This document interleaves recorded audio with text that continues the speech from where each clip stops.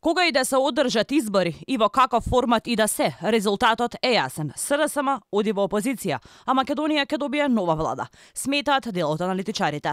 Коментирајќи ги резултатите на последната анкета на ИПИС, каде партијата на Мицкоски има двојна предност пред партијата на Ковачевски, првиот човек на институтот, Владимир Божиновски, за Алфа вели дека падот на социјалдемократите е извесен. А што ќе се случува со ДУИ по изборите? Одговорот ќе дојде од партијата на Таравари, кој според анкетите ужива 2% од довербата на гласовите.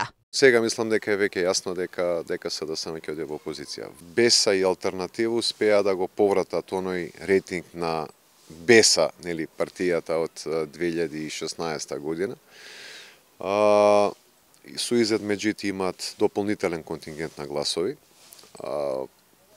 Повторно, целата таа здружена, условно да наречеме, опозиција на етничките албански партии, има рейтинг кој што е понизок од оној на ДУИ, но кој што веќе на некој начин станува доста релевантен и има шанси да има одредени поместувања, но да повторам уште еднашка, све зависи како ќе се позиционира алијанса на албанците, која што има околу 2%. Божиновски вели дека заклучокот од анкетата е потврдување на трендовите што беа забележани и на претходните истражувања на ИПИС, но и на други истражувачки центри, а се карактеристика уште од пред локалните избори. Тој посочува дека падот на довербата на СРСМ на анкетите не е изненадување и таа е континуитет уште од локалните избори. Додека бројките го покажуваат расположението на граѓаните за престојните избори, партиите се уште дискутираат за датум за одржување на истите и дали ќе бидат споени или раздвоени.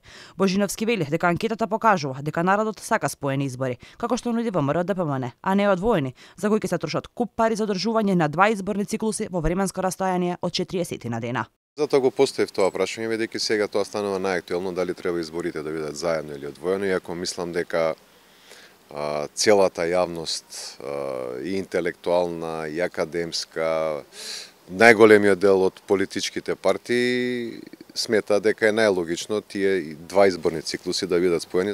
Инаку, според последната анкета на ИПИС, дури 20,3% од граѓаните, ако идната недела има избори, би гласале за ВМРО ДПМН, а за СРСМ само 11,3%. Во однос на довербата на народот во лидерите, на прво место е Мицкоски со 16,5%, втори Ахмети со 6,1%, а на трето место е актуелниот премиер Ковачевски кој ужива 5,6% од довербата кај анкетираните.